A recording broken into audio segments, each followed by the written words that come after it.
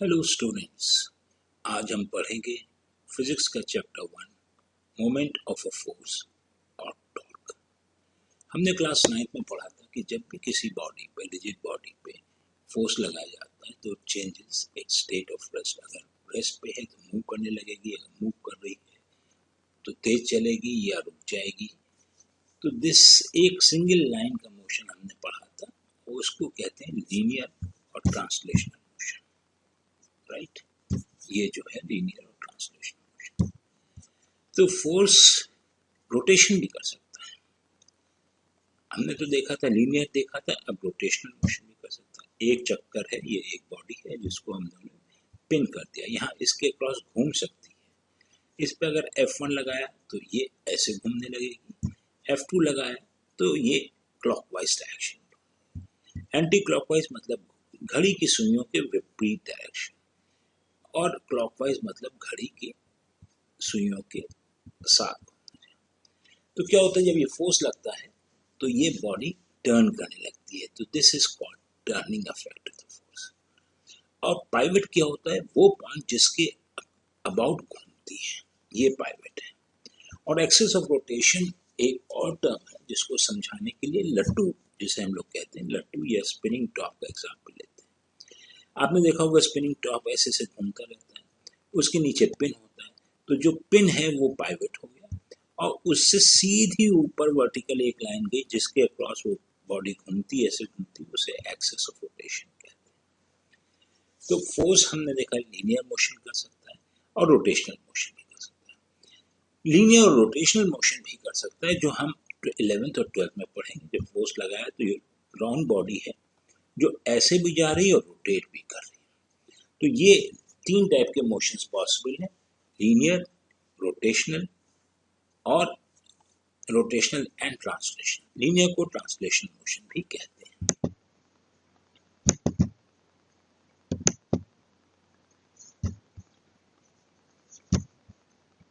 Okay,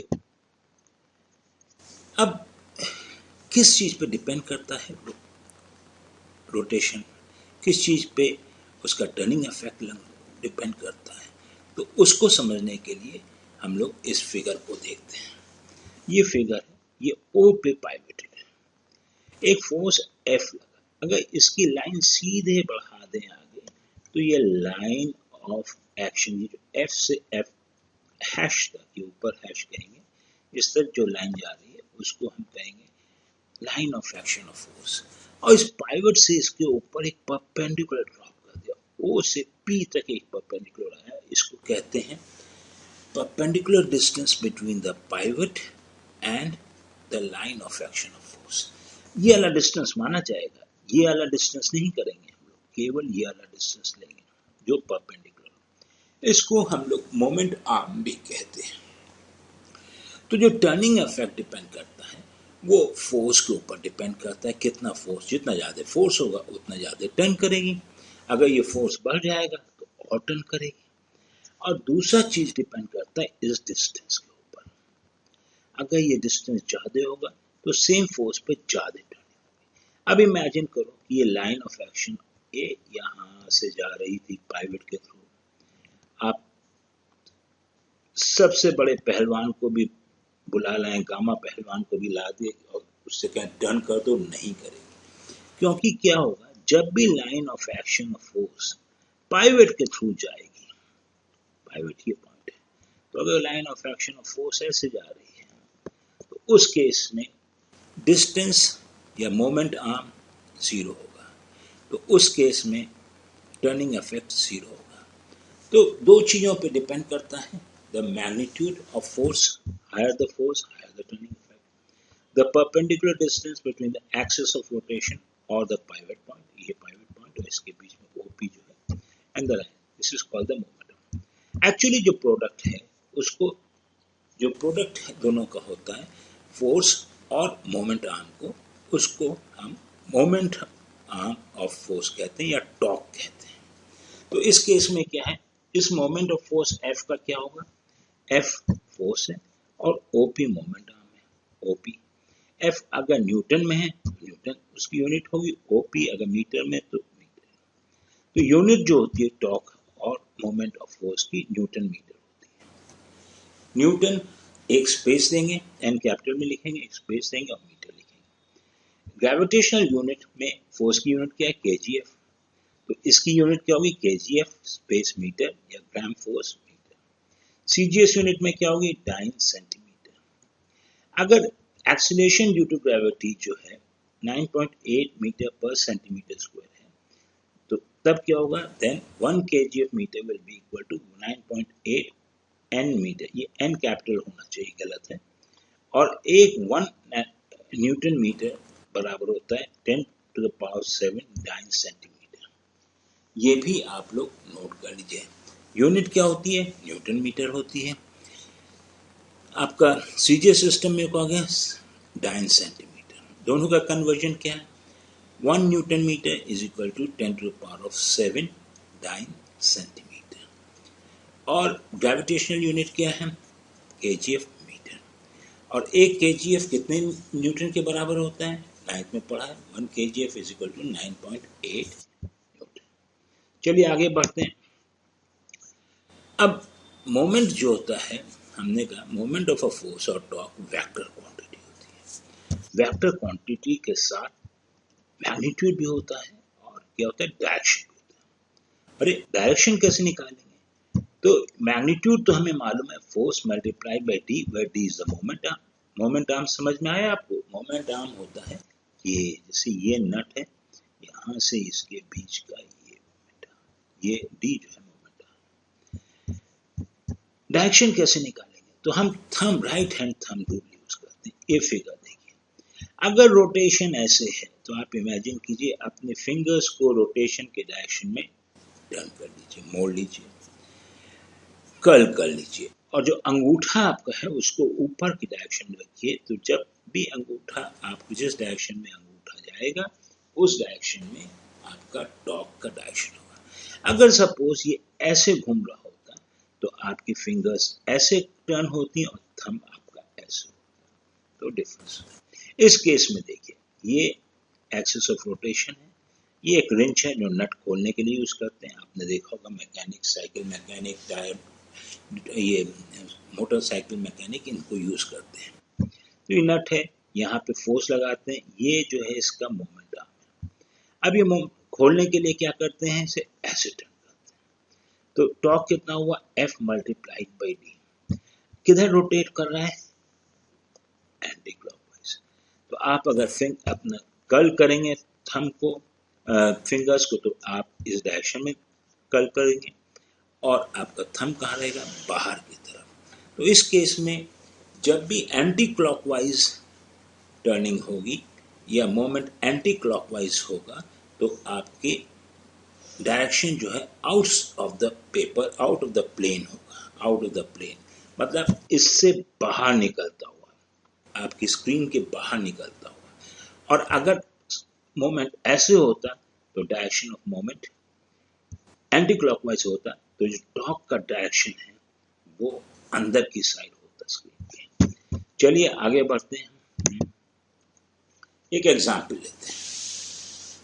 अब example में एक चीज मैं सिखा दूं कि जब भी मोमेंट एंटी क्लॉकवाइज होगा तो उसको हम पॉजिटिव साइन देते हैं, और जब भी मोमेंट क्लॉकवाइज डायरेक्शन में होगा, टर्निंग, जब भी फोर्स क्लॉकवाइज डायरेक्शन में टर्न करेगा तो उसको कहेंगे direction of moment is clockwise, और उसको हम नेगेटिव साइन देते हैं। अब ये एक बॉडी है, ओ पे पाइवट है, इस पे चार फोर्स लग रहे हैं। एक फोर्स 5 न्यूटन का, एक 2 न्यूटन का, एक 6 न्यूटन का, एक 3 न्यूटन।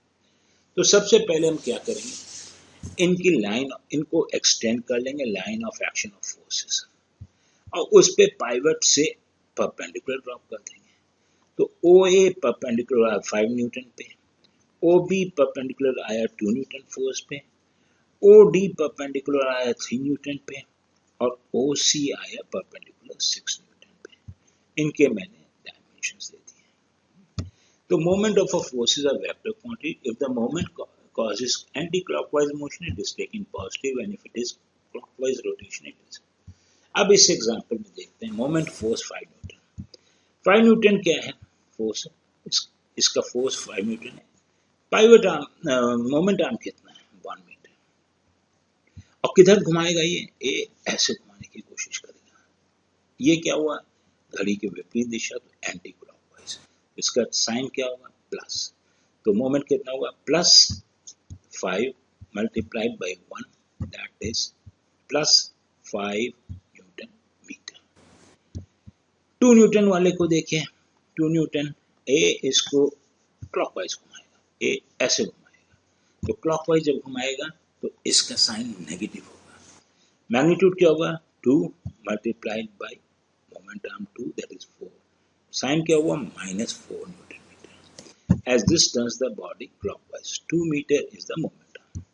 3 न्यूटन वाले को देखें, 3 न्यूटन, डिस्टेंस 1.5 है, ये वाला कैसे टर्न कर रहा है, क्लॉकवाइज। इसमें क्या होगा, मोमेंट विल बी -3 to 1.5 या -4.5 न्यूटन मीटर। 6 न्यूटन वाला कैसे टर्न करेगा बॉडी को, ऐसे कर रहा है, कैसे कर रहा है, ऐसे, ये एंटी क्लॉकवाइज। फोर्स कितना है, 6, डिस्टेंस कितना है, 3 मीटर, तो कितना हुआ मैग्नीट्यूड, 6 × 3 18 न्यूटन मीटर। डायरेक्शन क्या हुआ, एंटी क्लॉकवाइज, तो साइन क्या हुआ, पॉजिटिव। तो जब भी कई सारे टॉर्क्स या कई सारे मोमेंट्स एक बॉडी पे लगते हैं तो उनका हम एडिशन करके नेट मोमेंट निकालते हैं। एडिशन कैसे करते हैं, अलजेब्राइक। अलजेब्राइक में मतलब ये है उनके साइंस के साथ ऐड करते हैं। तो +5 -4 -4.5 +18, ये +14.5 न्यूटन मीटर। इसका मतलब ये हुआ इतने सारे फोर्सेस का जो टॉर्क है वो 14 न्यूटन मीटर है और डायरेक्शन क्या है, एंटी क्लॉकवाइज। तो बॉडी क्या करेगी, एंटी क्लॉकवाइज डायरेक्शन में बढ़ेगी। तो मोमेंट हम फिर से डिफाइन कर दें, moment depends on force and the perpendicular distance. अगर हमें मोमेंट बढ़ाना है तो हम फोर्स से बढ़ा सकते हैं या increasing the perpendicular distance between the pivot and the line of action of force. अब हम नेक्स्ट पेज पे आते हैं, मोमेंट ऑफ अ फोर्स और torque. Moment of a force or torque is a vector. Sorry, missed this. Okay. We have learnt that about the sign of convention of the moment of force or torque. Real world में क्या होता है कि आपके ऊपर कई सारे body पे कई सारे फोर्सेस एक्ट करते हैं जो कि उसके ऊपर टॉर्क या मोमेंट करते हैं।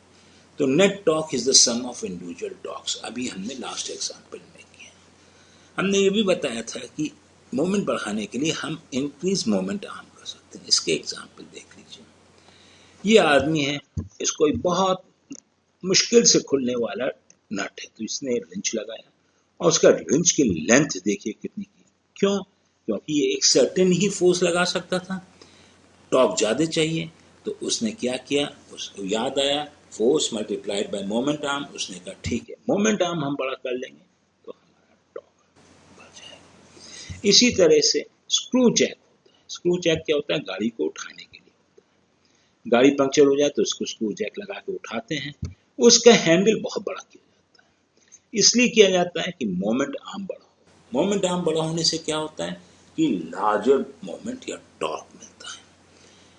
आपने सड़क के किनारे अगर कहीं लॉन्ग रूट पे जा रहे हैं तो आपने टायर पंक्चर शॉप देखी होंगी, उसमें कई बार देखेंगे कि एक मैकेनिक का लड़का या मैकेनिक, छोटा सा मैकेनिक है, हाइट में कम है, वेट में कम है, वो पाइप जो है व्हील रेंच, जो व्हील को खोलने के लिए रिंच होता है, उसमें एक हॉलो पाइप डाल के उसकी लेंथ बढ़ा देता है ताकि उसका मोमेंट आर्म बढ़ जाए और वो हार्ड नट्स या रस्टेड नट्स को आराम से खोल लेता है। ये एडवांटेज है। तो some examples of moment of force और टॉर्क देखते हैं।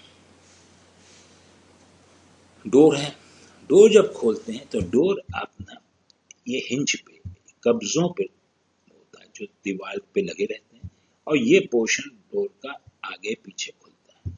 इसमें ये हैंडल होता है, आपने हैंडल देखा होगा कि डोर के बिल्कुल कोने में होता है।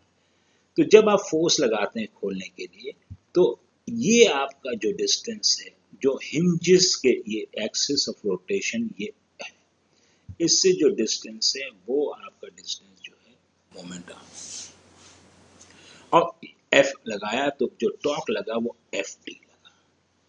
अब मान लीजिए आप यहां से लगाते हैं तो आपका मोमेंट आर्म कम हो गया, तो ज्यादा फोर्स लगाना होगा, और यहाँ से खोलना चाहेंगे तो और मोमेंट आर्म कम हो गया तो और फोर्स लगाना, और अगर यहाँ से खोलना चाहिए तो आप 10 लोग भी खड़े होके अगर खोलना चाहेंगे तो नहीं खोल पाएंगे, क्योंकि क्या है, direction of force is coinciding with the pivot point.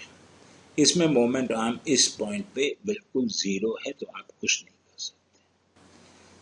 इसी तरह से चक्की, अभी आजकल तो चक्कियां कम दिखाई देते हैं, जिनके गांव में घर हैं वो देखेंगे गांव में चक्की लगी रहती है।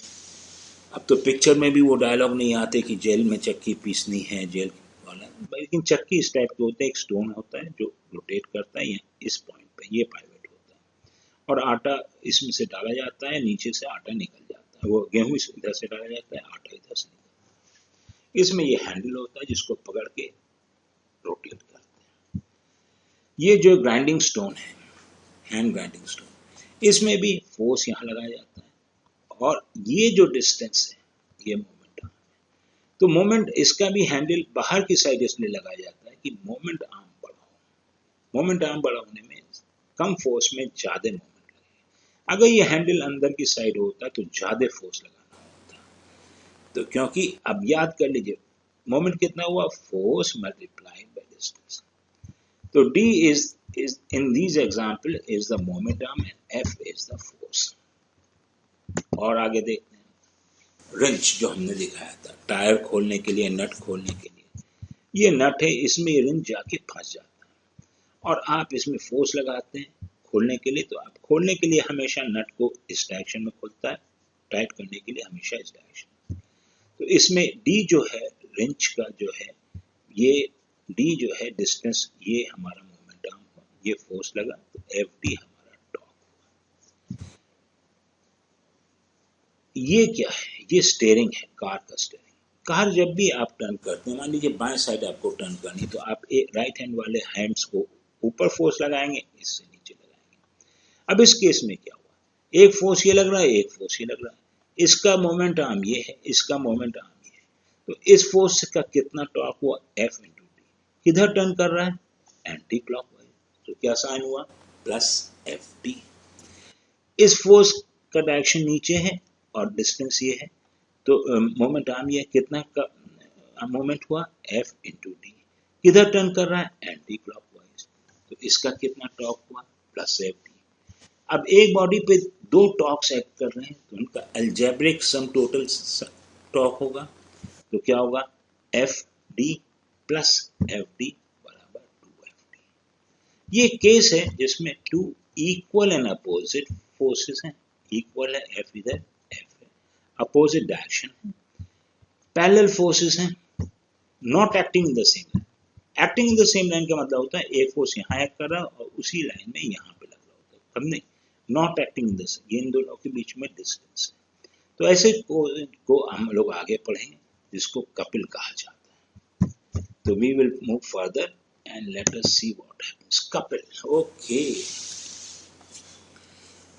दो equal and opposite forces, equal मतलब मैग्नीट्यूड, डायरेक्शन अपोजिट है, पैरेलल है और not acting the same line. एक फोर्स यहाँ एक्ट कर रहा है, एक यहाँ कर रहा है। हमने not acting the same line के अंदर, अगर इसी लाइन में एक्ट कर रहा होता है तो सेम लाइन होता है। दे कंस्टिट्यूट अ कपल। अब कपल में क्या होता है कि the moment of a couple is for, and either force is F वाला multiplied by the total distance. The moment of a couple is F multiplied by D, where F is either force और जो D है distance between the two forces, जिसको हम couple arm कहते हैं।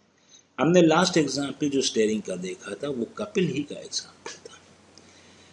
तो moment of a couple is either force multiplied bye couple arm. Couple arm ये है डिस्टेंस बिटवीन। रोटेशन जब भी होता है तो वो पेयर ऑफ फोर्सेस होता है। अरे अभी तक तो हमने दिखाया था कि नट जो है, हमने एक रेंच पे एक फोर्स लगाया, उससे हो जाता है। एक्चुअली न्यूटन का थर्ड लॉ एक्शन में आता है। न्यूटन का थर्ड लॉ कहता है for every action there is an equal and opposite action. तो जब हम नट के ऊपर फोर्स इस डायरेक्शन में लगाते हैं तो नट जो है रिंच के ऊपर फोर्स इस डायरेक्शन में लगाता है। तो ये क्या है, ये इक्वल एंड अपोजिट फोर्सेस है। not acting in the same line, they constitute a couple. क्या हुआ कपल का? F either force F multiplied by D. तो वही चीज हुई जो हम लोगों ने पहले की थी. कपल के डे टू डे एग्जाम्पल्स देख लीजिए. ये कार रेंच है जो कार को खोलने के लिए, टायर खोलने के लिए होता है. इसमें दो हैंड इस टाइप से, ये टायर के नट में फंसा दिया गया. तो दोनों हाथ से आप एक साइड, इधर से एक साइड फोर्स लगाएंगे, इस साइड दूसरी. इनका कपिल का आर्म कितना हुआ? ए बी, और फोर्स लगा एफ, तो कितना हुआ मोमेंट? कितना हुआ? F into A B. इसी तरह से हम टैप देखते हैं. रोज टैप खोलते हैं. टैप को हम जब पकड़ते हैं तो एक साइड अब अंगूठे से फोर्स लगाते हैं, दूसरी साइड अपोजिट इक्वल फोर्स हम उंगलियों से लगाते हैं. और इनके बीच का कपिल आर्म कितना होता है? ये टैप की साइज, जो टैप की डायमेंशन है. अगर मान लीजिए ये ऊपर की, ये जो टर्न करने वाला है, ये टूट जाए तो क्या आप टैप खोल लेंगे? नहीं, क्योंकि आप फोर्स ही नहीं लगा पाएंगे. कपिल आर्म जीरो हो गया तो आपका मूवमेंट जीरो हो गया. तो तुरंत आप क्या करेंगे? अपने प्लम्बर को बुलाएंगे कि भाई मेरा टैप ठीक करो. पानी की बोतल भी हम लोग जब खोलते हैं या जैम की बोतल खोलते हैं, कोई भी बोतल खोलते हैं, तो हम कपिल लगाते हैं. इसमें भी अंगूठे और उंगली से अपोजिट डायरेक्शन में फोर्स लगाते हैं.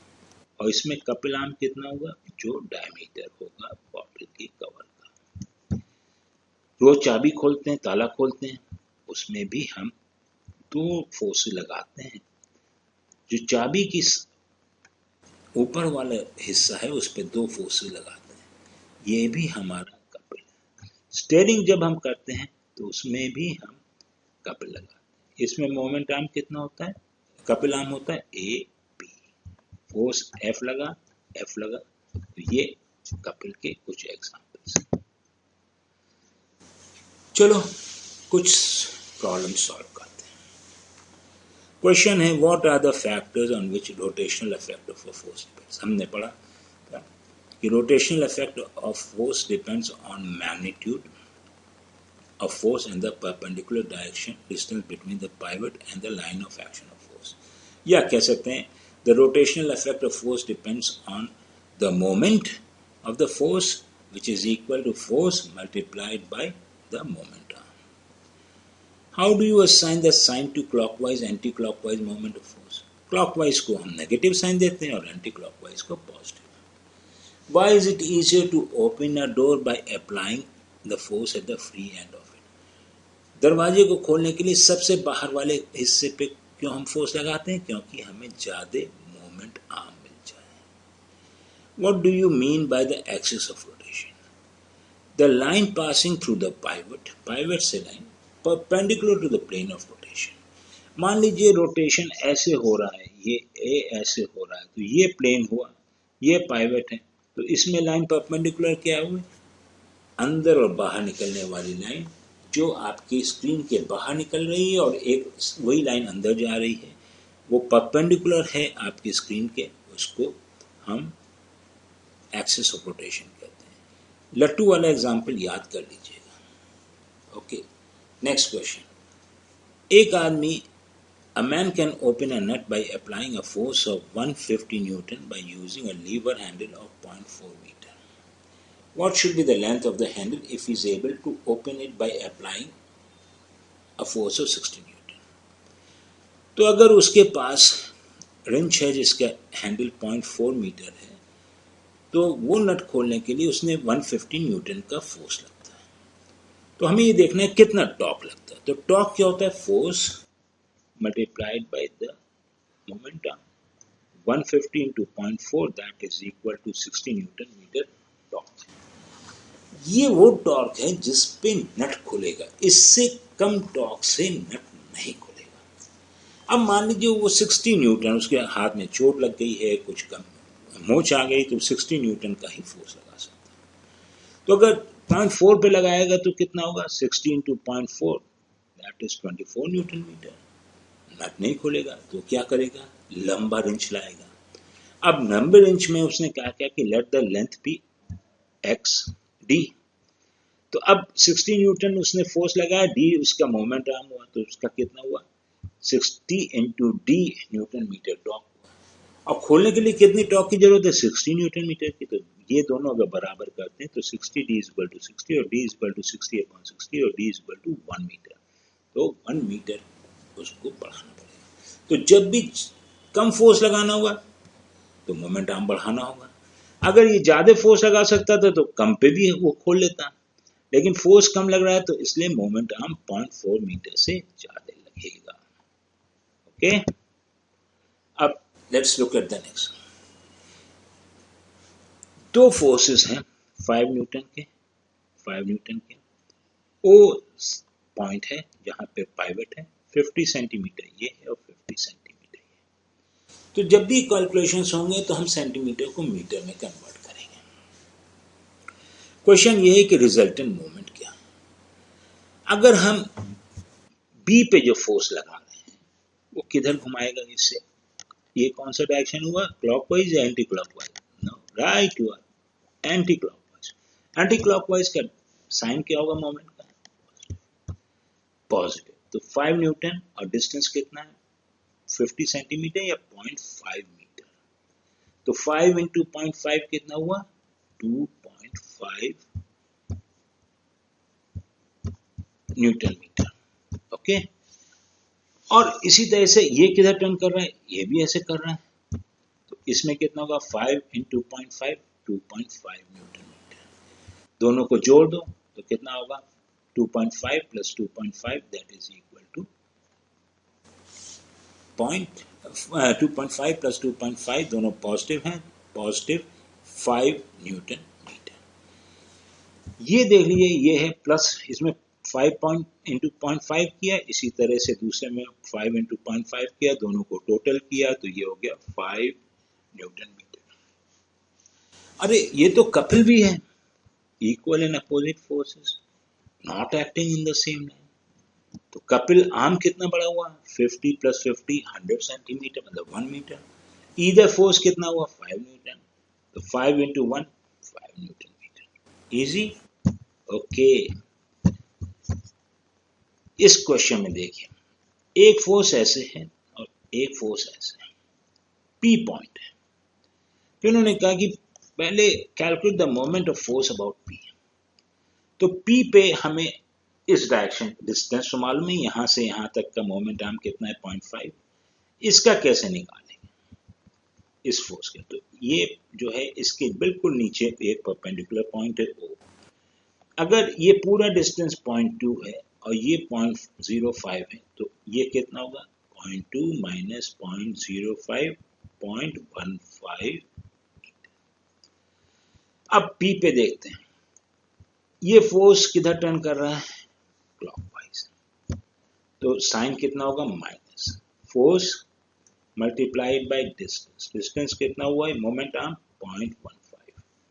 तो हमने कहा minus 25 newton metre into OP, और ओपी कितना हुआ 0.15। तो therefore the moment is minus 2.25 into 0.15 Newton metre और minus 3.75 न्यूटन मीटर। नेगेटिव इसलिए बिकॉज इट इज टर्निंग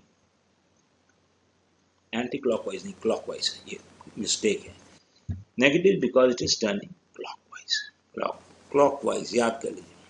अब ये राइट हैंड साइड वाला क्या है, राइट हैंड साइड भी इसे क्लॉकवाइज कर रहा है तो ये भी नेगेटिव होगा। इसमें मोमेंट आर्म कितना हो 0.05, तो इसमें क्या हुआ 0.05 और मल्टीप्लाई किया 0.05 से तो माइनस 1.25। इन दोनों को फिर से बताया कि if there are more than one couple you can add them with the signs, तो दोनों को ऐड करोगे -5 न्यूटन। क्लॉकवाइज मूव कर रहा है इसलिए -5 न्यूटन मीटर।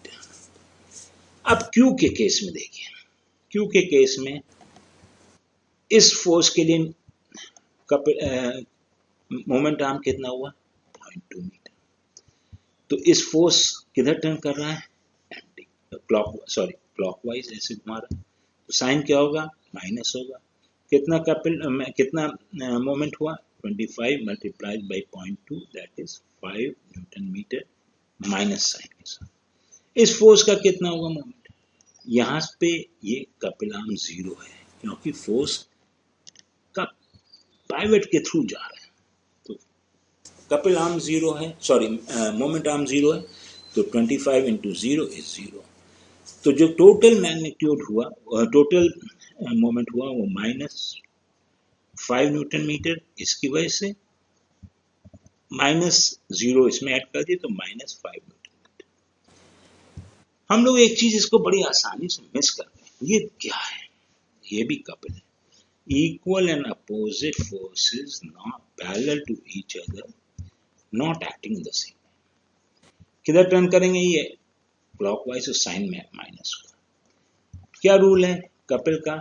ईदर फोर्स, तो 25 multiplied by the couple arm 0.2 metre, multiply कीजिए 5 न्यूटन मीटर, साइन क्या हुआ? -5 न्यूटन मीटर। तो इस केस में, कपिल के केस में, जब भी कपिल हो तो उनका कहीं पे भी, उनके बीच में कहीं भी यहाँ से लेना हो या यहाँ से लेना हो या यहाँ से लेना हो, कपिल का हमेशा मोमेंट उतना ही आएगा, कपिल मोमेंट। और उसको निकालने के लिए बड़ा आसान तरीका है, either force multiplied by the couple arm. Okay, thank you dear students, I think this class has been very fruitful। कोई भी प्रॉब्लम है तो आप पूछ सकते हैं।